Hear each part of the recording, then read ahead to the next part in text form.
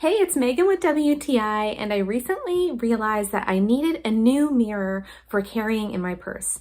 But right now where I live, it gets dark around 4 p.m. and unfortunately I'm an adult, so sometimes I need to be out past 4 p.m. So a regular pocket mirror was just not going to cut it for me. That's where this Kintion lighted pocket mirror came to my rescue. This mirror is the perfect size for carrying with me in my purse. I can also carry it with me in just about any pocket or in my travel backpack.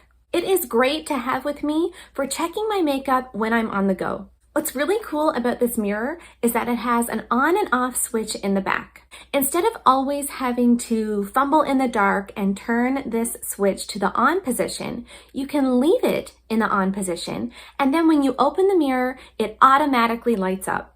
It is excellent for having with me when I'm a passenger in the car at nighttime. Because of the light feature, I can reapply my lipstick confidently, and I can also make sure that my eye makeup is intact. This Kintion lighted mirror has been awesome for making sure that I stay looking put together no matter what time of day it is.